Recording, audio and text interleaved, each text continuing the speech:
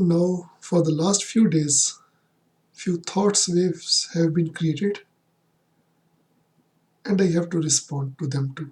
So there will be much more talking than before. And also, it is a joy because I never thought I can talk. Because personally and privately, I am a very shy and very private person, like most of us are.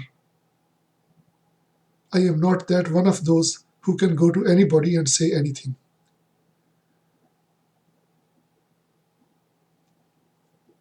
But now, through this video talks, it looks like something is opening in me. And if you are watching my videos, I will really request you also as an exercise. Try on your own. Record your thoughts, record your jokes. Even if you don't want to put them on the Facebook or YouTube for the public consumption, or you don't want to take some leadership position, just for your own sake, create the video, put for a few minutes on Facebook, watch it, and then maybe delete it. Or record in your voice some joke for your beloveds.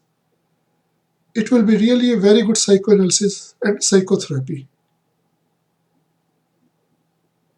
And deep down, there is a good doer in me, a good smartian who like to share the tips with the people. And also, I know I am a very weak person, very imperfect person, very handicapped person from inside. I also like to I take some help also. So help is one of that thing I am very easy to give and very easy to take. And I wish more and more we create a human chain where we help each other without bringing much professional monetary give and take. Somewhere it is a joy. And again, I say, I have told in the beginning too, my biggest inspiration are the trees in some village, in some pathway leading to a forest who belong to nobody. The fruit trees on the public property, on the highways. Anybody can pluck their fruits. Even if nobody plucks their fruits, they fall on the ground and become fertilization. Animals eat, birds eat. So a kind of freedom inside, and we all have this freedom inside. About enlightenment, I am not sure. The master says it is our birthright. Maybe it is true, maybe it is not. But where I stand, I think few things are very easy. For example, to talk on the videos for one's own sake and for the sake of sharing. And in this video, I want to start a new series, or first time you can say, frequently asked questions. There are so many thoughts, so many myths, so many misconceptions, so many bad information about Osho and his work. And somebody like me, who was pulled by Osho in the very young age, and whose parents and grandparents paid hell of the emotional price and financial price, I take it as my call. And I want to deal with this issue, with the very frequently asked questions about Osho, which are general in nature and also specific by nature. Answers will be fitting to the whole life. So they will be quite interesting in that sense. What comes in my brain, I will create my own question because there is nobody around me. These questions I get it from the response from the friends on the Facebook or on YouTube, so I will deal with them. And I really request, if you have any question, any thought arising out of my writing or my talking, please don't be shy to ask.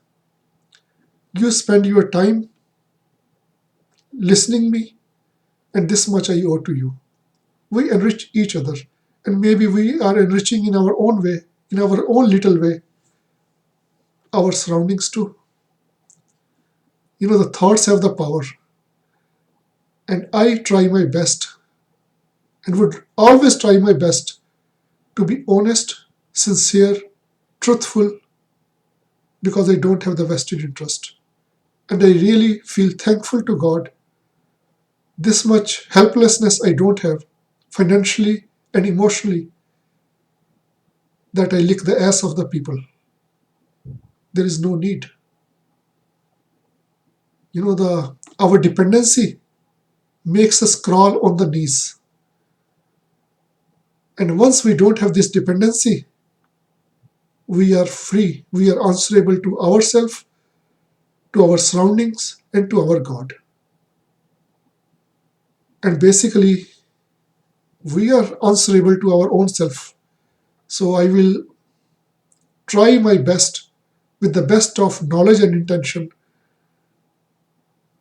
to speak truthfully, sincerely, lovingly, honestly, without any bias, without any favor. There is no enemy and there are no friends. Maybe theoretically we can say fellow travelers, but I am also not sure. We meet, we separate, but with honesty. Here is one question which was asked in the morning and which has been quite often asked. Was there a democracy during Osho's lifetime?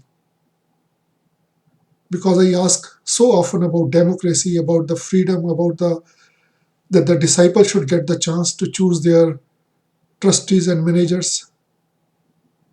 So many times people ask out with roughness, sometimes with style, and sometimes as they know. Was there democracy during Osho's lifetime? Was the ashram run in a democratic way? Answer is very simple. No patriarch, no founder of a company runs the things in a democratic way. Look at the Facebook. The founder of the Facebook is just a small, young boy. He is the boss. You can say he has all the right to be totalitarian. Nothing should move in the campus of Facebook without his knowledge. He is the creator, he is the founder. Similarly, Amazon, PayPal, Uber, Google, the founders have a special place. They are the bosses, they are the father figures in the whole thing, whatsoever is their age. So it is not even a question of enlightenment or not enlightenment. Every founder has no retirement age. He is free to hire and fire the people. It is very simple. Now there are this, let us speak about in the spiritual way. There is the ashram of Sri Ravi Shankar. There is the ashram of Sri Jaggi Vasudev. There is the ashram of Baba Ramdev. In a very short span of time, they have acquired very big properties. The turnover is much more than in Osho's lifetime. Disciples are also much more around them than in Osho's lifetime with Osho. They don't run the things in a democratic way. Why they should? They keep the eye on the people and things move perfectly. It is like in a circus. When the ringleader is there, you can make sheep, dog, cat, elephant, and lion all walk in a circle. That is a circus. That is the art of a ringleader. But when the master is no more in the body, when the founders of the company are no more in the body, then some kind of democratic setup take place. Then the CEOs are hired and fired. They are answerable to the shareholders. They are answerable to the markets. It is as simple as this. We have to follow the law of the gravitation, law of the life. Osho was a patriarch. He was the founder of his commune. He was keeping eyes on each and everybody.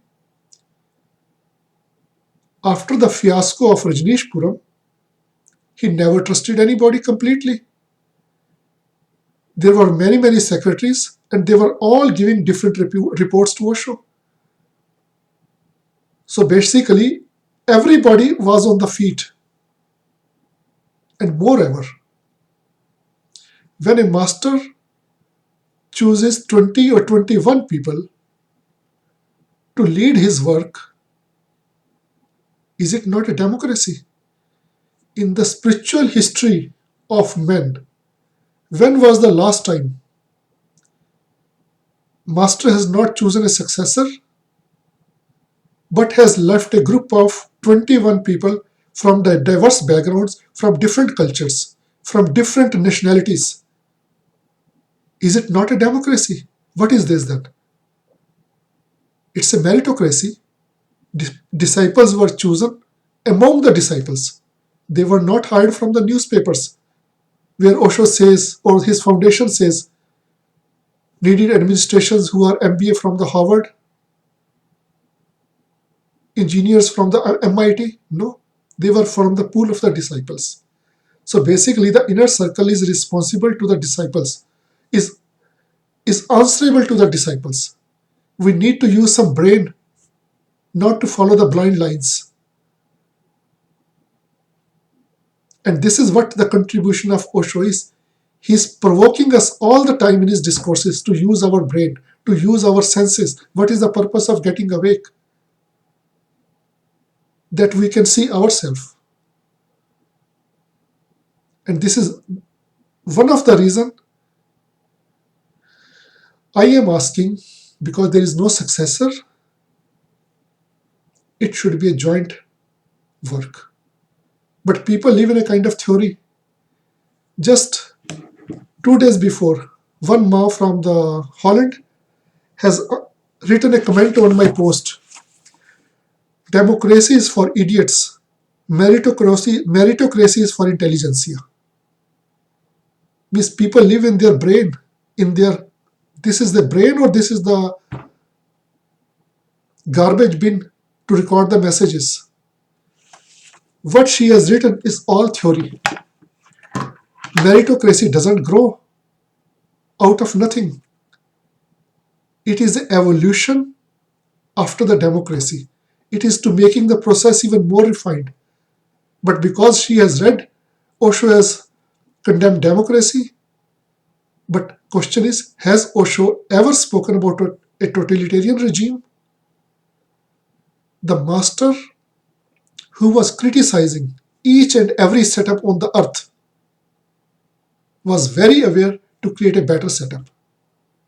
And he created the better setup.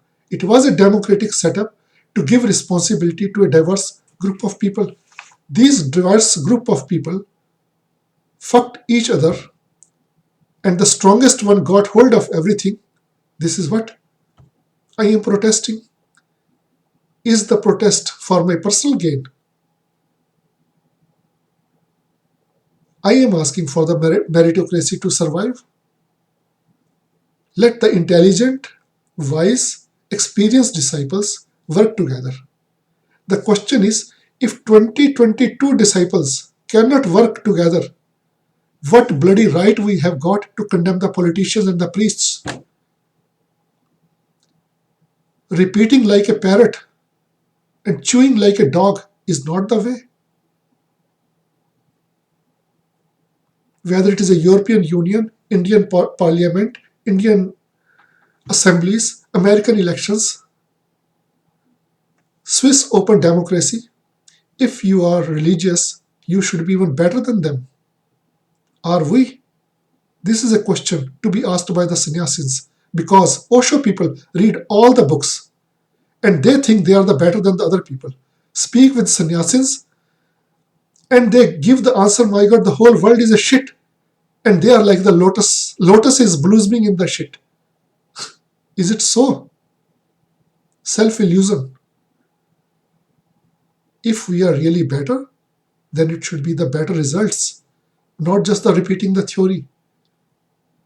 And this fight, basically what I am initiating, is a fight of a disciple to keep the legacy of the master perfect, as it should be. 21 disciples should take hold of the work. Then there was one German Swami who told me, I am jealous from Jayesh because Osho has not chosen me. Sometime he has written, I am envious from these people. Hey, why I should be jealous? Why I should be envious? I feel emotionally and ethically in a better position. Why I should be jealous? And I am not asking that you should make me the chairman of the inner circle. Let those people who have been expelled, kicked out, humiliated, let they be. Why not Neelam and Tathagat? They were chosen also by Osho. Was Jayesh who was chosen by Osho or Amrito? Jayesh, Vedant, Tathagat, they were also chosen by Osho, by the same master. If you don't want to speak the truth totally, then for God's sake don't speak. Because the half-truth are worse than the lies.